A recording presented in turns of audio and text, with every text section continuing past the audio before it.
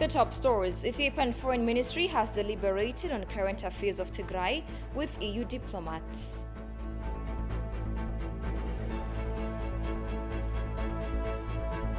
And UN Secretary General emphasizes tackling pandemic, climate change, and biodiversity loss.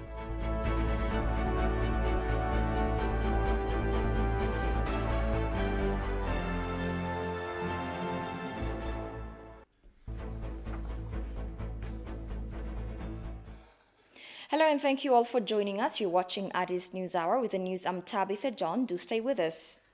Deputy Prime Minister and Minister for Foreign Affairs of Ethiopia, Demeqa Mekonnen, has met today with EU ambassadors and representatives of European countries to discuss issues of mutual concern.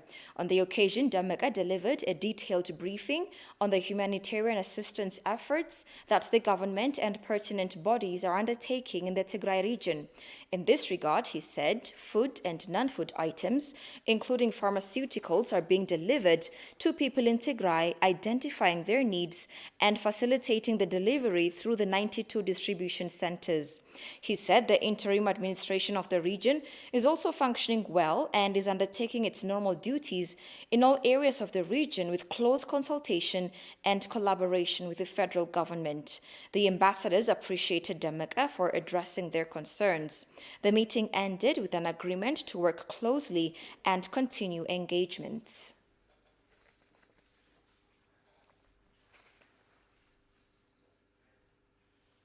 First Lady Zinash Tayacho laid a cornerstone for the construction of a school in Oromia region. Zinash, along with Chief Administrator of the Oromia Regional State, Shimelis Abdisa, held the official event today. Kasahun Chani has more on that. The second round of construction of the FR Robi High School to be built in West Arsi Zone in Oromia State was carried out by the First Lady, Zinash Tayacho, and Oromia Region State Chief, Shimelis Abdisa, including other senior government officials. The construction of this school, which is believed to be finalized within a total cost of 18 million baht, is expected to be completed within 7 months. During the occasion, Oromia Region State Chief Administrator has praised First Lady Zinash Tayacho for her immense contribution to the construction of schools in the region. Speaking in the event, the Chief Administrator stated that education where justice is ensured is a key instrument to develop one's own country.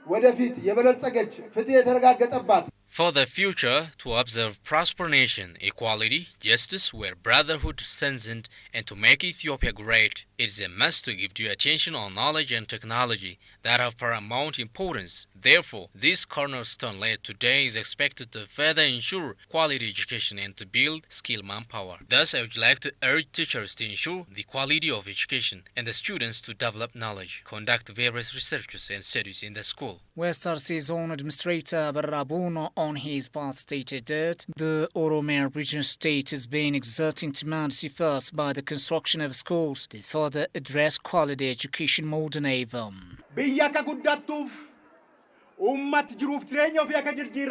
Develop a country and strengthen the solidarity of the nation. Education gives you a paramount space to do so.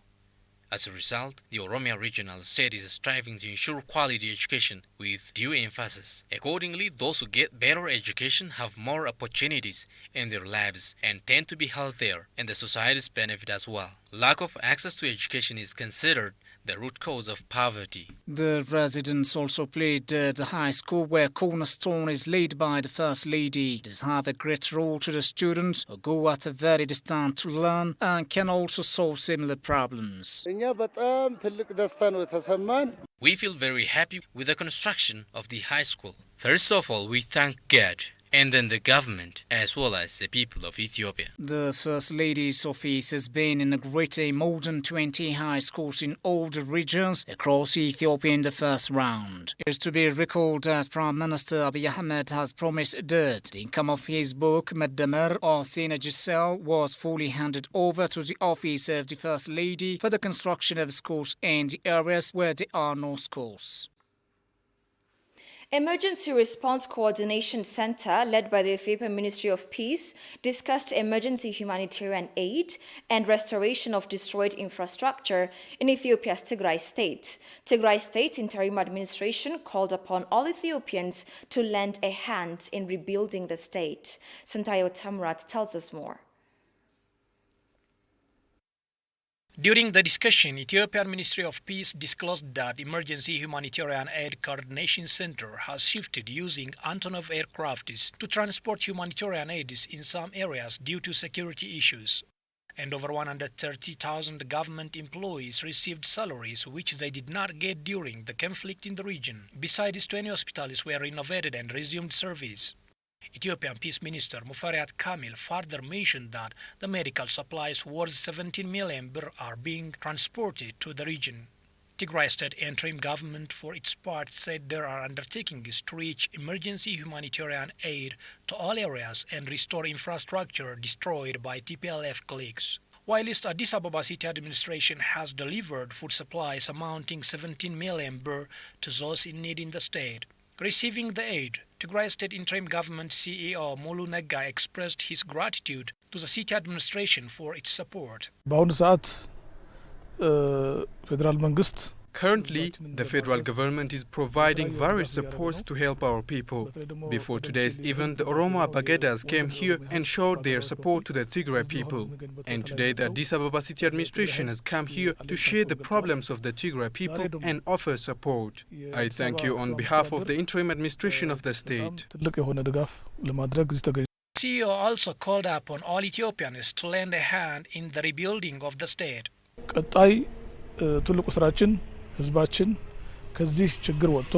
Our next big task until the people of Tigray turn towards development to work on peace in the area. In this regard, there is a lot to do. It is not only humanitarian aid that's awaiting us, but rebuilding of the destroyed infrastructure. I call upon all states and people of Ethiopia to help us in the rebuilding of the state as well as in delivering humanitarian assistance. Over 2.5 million people in Ethiopia's Tigray region need humanitarian aid, it was disclosed.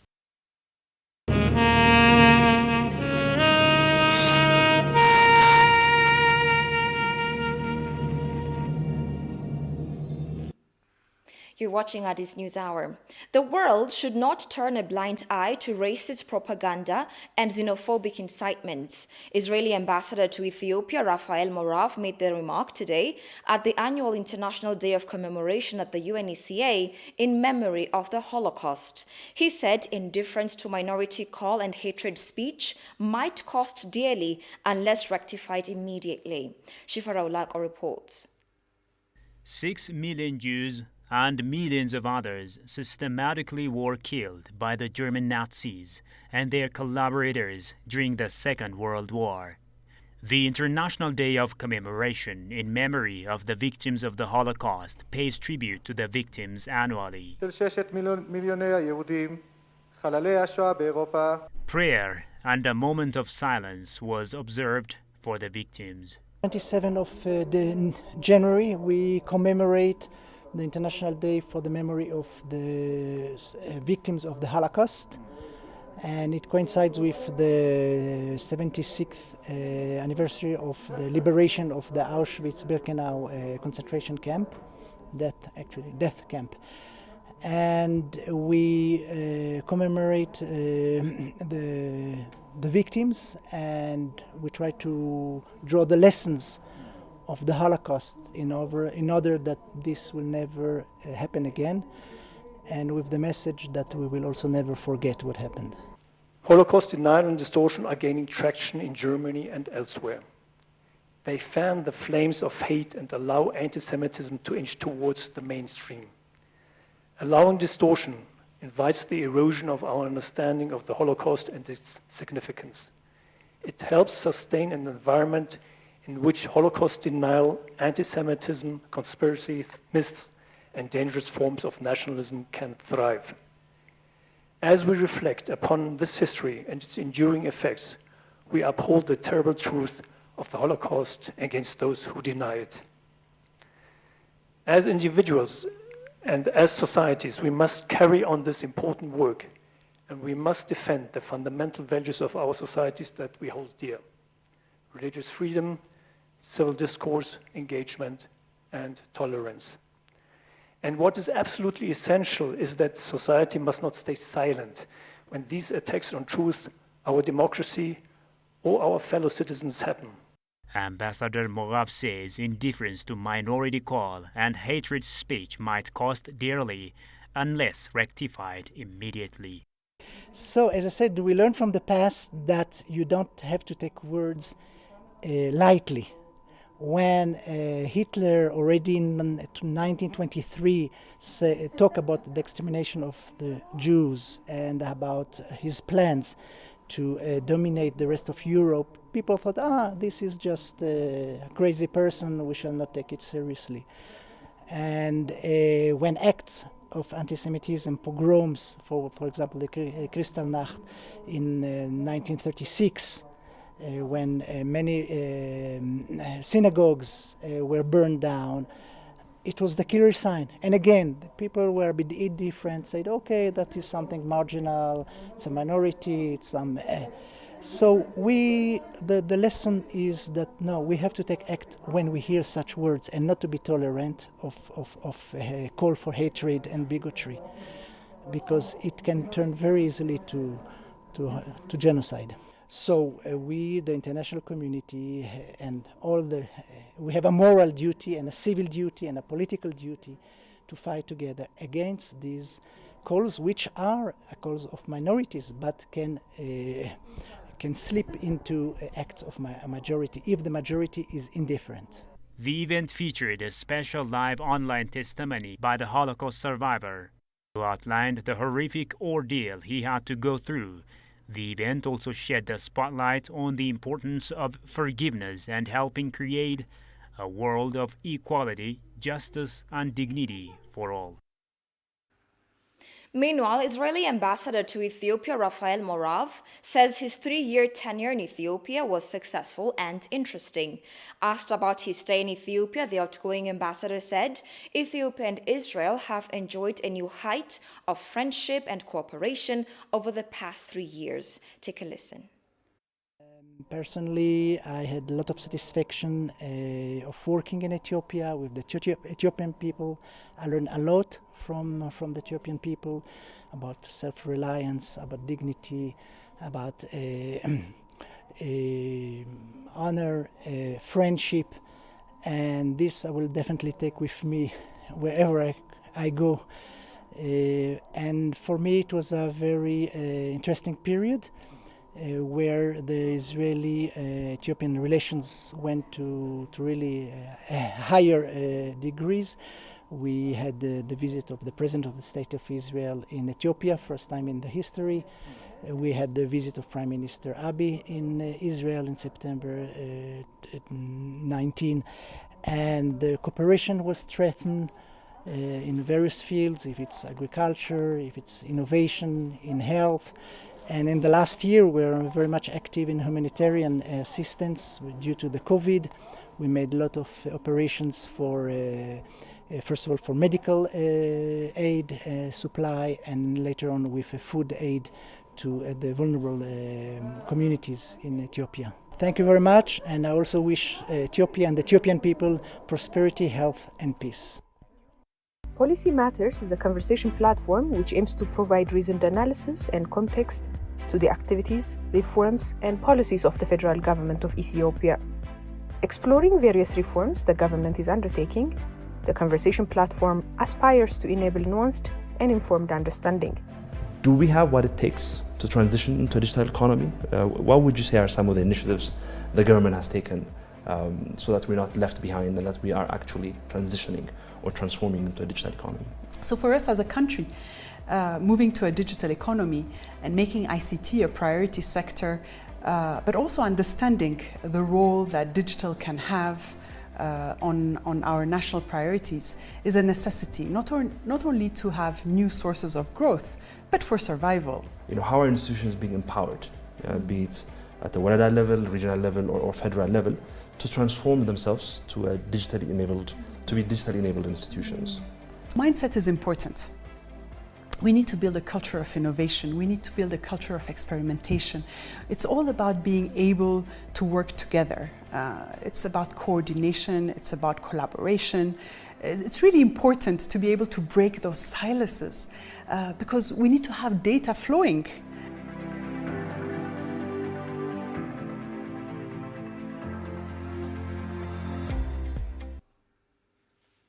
Welcome back again. The Southern Regional State reaffirms commitment to embark on more environmental protection schemes. Deputy Chief of the Southern State, Risto Yurdao, said over 357,000 hectares of land will be rehabilitated with various water and soil conservation activities. Alula Taklamariam has more. Ethiopia intends to carry out soil and water conservation activity over 2.5 million hectares of land this year only. And the southern state of Ethiopia seems to be very committed to undertake massive environment protection endeavors within 1 month. The Deputy Chief of the southern state, Risto Yurdao, said over 357,000 hectares of land will be developed with various water and soil conservation activities in the region. We are striving to undertake massive environment protection activities at the regional level this year. Consequently, over 357,000 hectares of land will be refined with various water and soil conservation. Today, we begin the campaign in Hadia Zone and continue to other parts of the coming 30 days. State Minister of Agriculture, Sani Reddy, disclosed the country has been offering relevant trainings to farmers across the country regarding merits of environment protection.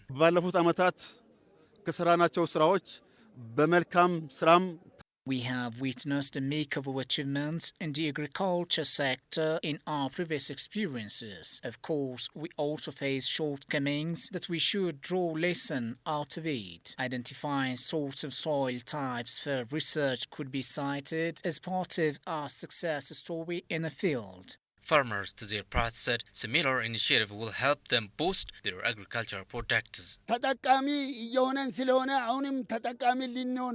We are increasingly becoming beneficiaries out of the project. Hence, it has to be strengthened to all farmlands that can help us boost our agricultural products. Over 5 million people are expected to take part in this campaign across the regional state.